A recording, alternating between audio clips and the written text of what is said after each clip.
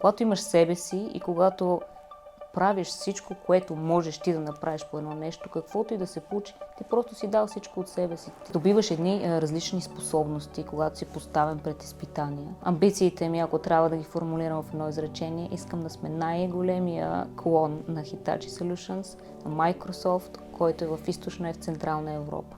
Искам в България всеки да знае, че Hitachi Solutions е IT консултантска фирма, и всеки да иска да работи за нас. Обикновено фирмите имат 3 годишен план, 5 годишен план, 20 годишен план. В Hitachi има 100 годишен план. В момента съм един човек, който се чувства изключително комфортно на мястото, на което е. И това е нещо, което винаги искам да правя. Историята наистина за това как се получи, това да отворим клон е може би една от тези, в които наистина вярвам, че човек може да бъде на правилното място, в правилния момент и нещо да се получи наистина голямо от това. Нашия CEO Стив Френч беше в офиса и наистина така отвътре ми дойде защо да не направим един клон в България. И разбира се, той ме попита дай ми 3 причини. Ето сега можеш ли за 30 секунди да ми дадеш 3 причини, защо ние трябва да имаме офис в България? Като разбира се човек, който е продавал неща, можах да ги измисля и то не просто да ги измисля, а защото те са истина. България има хора, които имат много опит в IT, особено последните години, опитни хора. Има хора, които говорят страшно много чужди езици. Това е много важно за нашия бизнес, особено бизнеса ни в Германия, в Франция и в другите държави. И най-накрая, наистина, България е една страна, в която рискът е много малък от финансова гледна точка, ако инвестираш, т.е. спрямо други държави, наистина можеш да си го позволиш. И тези ми 30 секунди, които сега ги разказва за 20, всъщност наистина се оказаха така моята печеливша карта за този проект. Каза, правим го. Разбира се, помислих, че е шега, защото отидохме, пихме кафе и въобще за повече не говорихме по темата до края на деня. Но така другата седмица ми се обади и каза, Адриана, ако се заемеш, ако това нещо е твоето, ако го направиш, развиеш и просто дадеш всичко от себе си, заеми се. Аз съм тук, подкрепям те, направи нещо от България. Измисли какво, измисли какви екипи да има, измисли каква да е структурата и просто го създай и ми кажи какво се случва. Ако има нещо, аз поемам риска, така че разбира се, аз това само и чаках. За мен България е така много голяма страст. Аз съм от България. Обичам България, обичам хората тук, обичам климата, храната, абсолютно всичко свързано с България, но съм живяла в чужбина страшно много време. Затова беше едно предизвикателство да се върна след 12 години обратно в България, но не на почивка, не да видя баща ми или майка ми и да седнем да си поговорим, а всъщност да е свързано с работа. И то не е свързано с каквато и да е работа, ами с нещо, което светлината е върху мен, аз трябва нещо да направя от тази идея, която съм продала в моите ключови 30 секунди. И сега с днешна дата Адриана е? Адриана е менеджер за България за Hitachi Solutions, което означава, че моя отговорност е абсолютно всичко свързано с управлението, развитието и създаването на Hitachi Solutions в България. Пред теб нещата се развиват много стремглаво и много успешно. Ти си много успешен човек. Или бъркам? Аз просто така мисля за себе си като един човек, който се бори с различни трудности, препятствия, иначе нямаше да ми бъде интересно.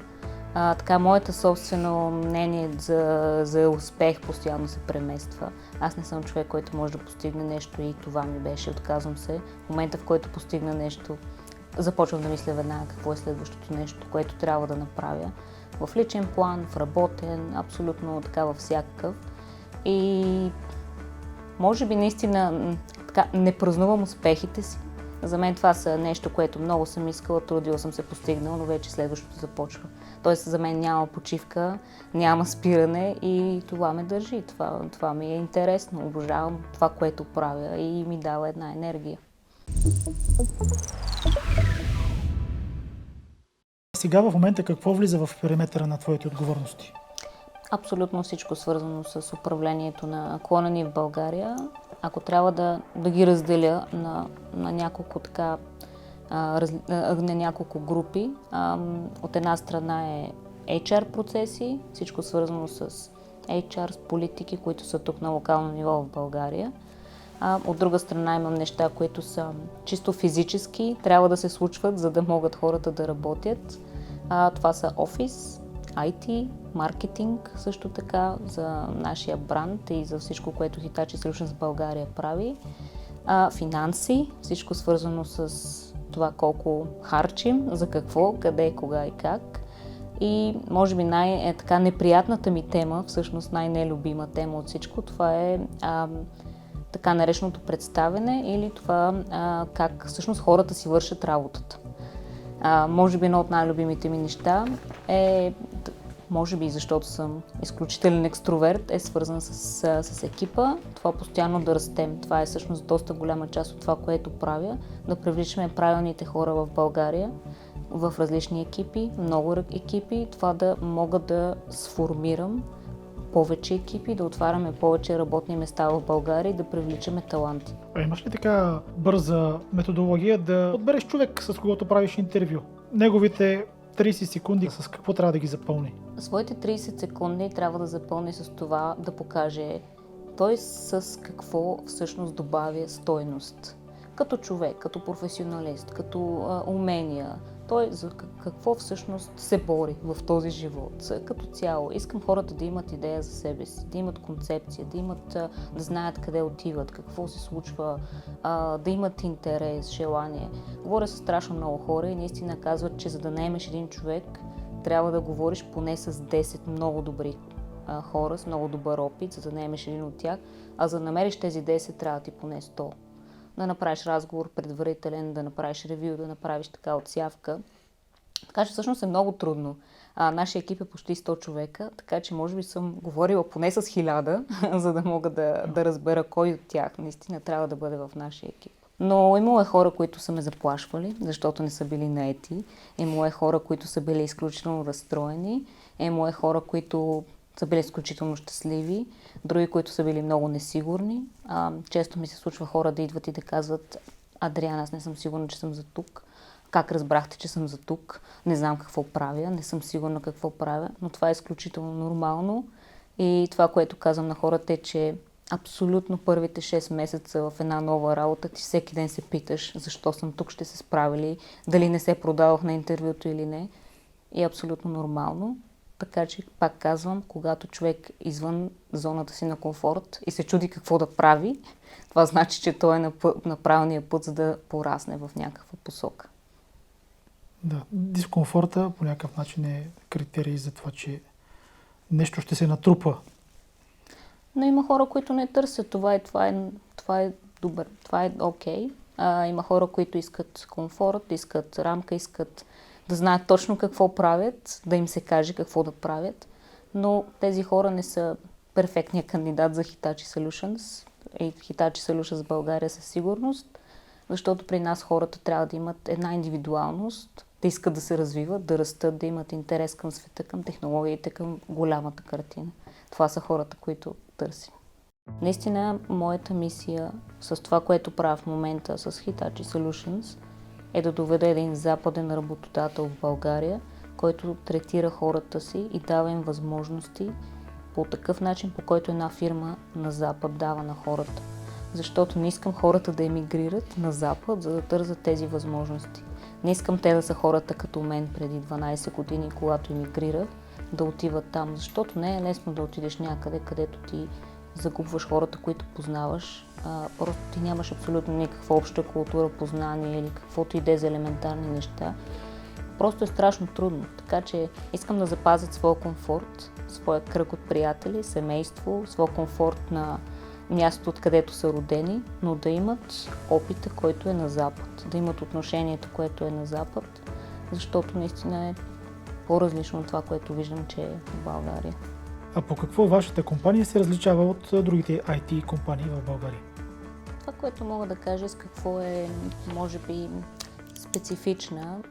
Така не искам да слагам всички други компании под общ знаменател, но моето наблюдение, други компании, например, използват България само за процеси, които те са по-елементарни, искат просто да някъде да ги сложат, да си се правят и тези хора нямат реален досег до истинския бизнес, как се случва, не говорят с клиентите ни или по проектите ни. Обикновено това са хората, които са в държавите, в които има проекти, те говорят с тях, те комуникират и водят тези важни процеси, но в България рядко се дава възможност на хората да работят директно с клиентите и да имат досег до това наистина как един бизнес върви. Това е много важно за нас. Ще цитирам нашите ценности, а те са хармония, уважение и пионерски дух или по-скоро предприемачески дух. Мисля, че тези ценности са много важни и наистина това е което е Hitachi Solutions, което е Hitachi, което е страшно много фирми и всички го следваме. Най-ценното може би е, че наистина трябва човек да има този пионерски дух, предприемачески дух, да не се страхува от това да започне нещо ново, да не се страхува от това, че ще работи в друг екип с нови технологии или нещо различно, да излизат хората от зоната си на комфорт. Това е нещо, което караме хората да правят постоянно, защото когато излезеш от зоната си на комфорт, само единствено тогава ти се развиваш, растеш и това е нашата идея. Искаме хората ни да растат и да се развиват, защото това, което ние правим, е да представяме тези хора на нашите клиенти. Ние не купуваме суровини, не ги препродаваме, не правим физически продукти.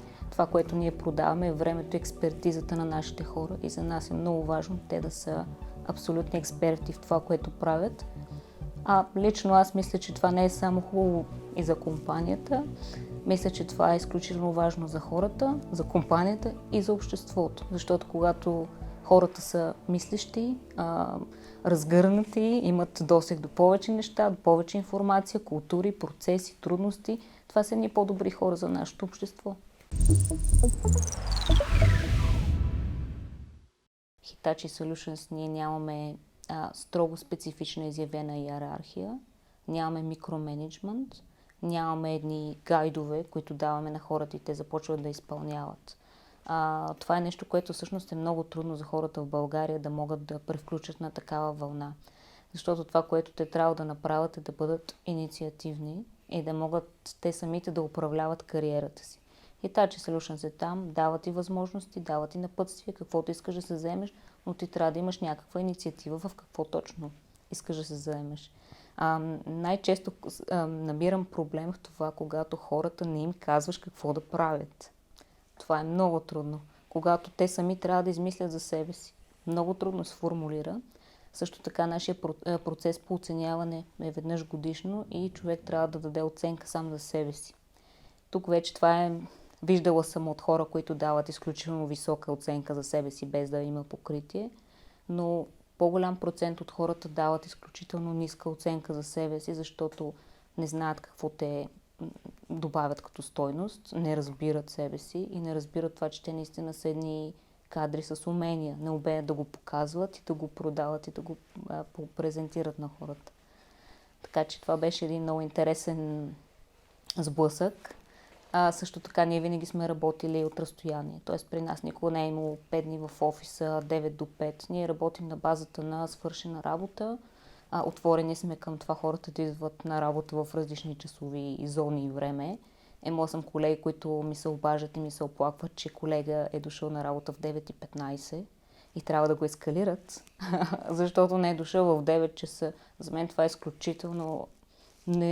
просто аз не мога да повярвам, че някой би го забелязал, че би се замислил за това нещо и че би го ескалирал или че е проблем. Просто това беше много така интересен опит за мен да разбера хората как мислят. Но мисля, че са се отпуснали колегите в офиса, отпуснали са се, работят заедно, работят за това да бъдат индивидуалисти, въпреки че работят в екип. Така че само искам да гледам какви резултати постигат от тук нататък. така интересният факт е, че всъщност ние имаме може би един 100 годишен бизнес план, което е много, така, човек, това е повече от един човешки живот. Нали, всъщност, но ние го правим, за да може да предвидим какво ще се случва. Хитачи го има от над 110 години и ще го има още 110. Чакай, само не разбрах, кой има 100 годишен план? Hitachi Solution? Да. Имате бизнес план за 100 години напред? Да. Да. Всички фирми на Hitachi трябва да създадат този 100 годишен план. Обикновено фирмите имат 3 годишен план, 5 годишен план, 20 годишен план. В Hitachi има 100 годишен план. Как можеш да предвидиш за 100 години напред технологиите, къде ще бъдат и какъв ще бъде бизнес с технологии? Много трудно, но така с ново въображение се получава. Карате да мислиш дългосрочно, със сигурност. Така повечето хора мислят 3 години, 5 години, аз ще съм тук, това ще направя, това ще свърша или по-скоро тук вече няма да ме има това, няма значение какво ще се свърши. Но кара ни да мислим просто за процеса, за компанията, за това как ние ще определим какво ще се случи след 100 години. Защото това, което нас правим, няма, дори. когато нещо ние правим, то остава.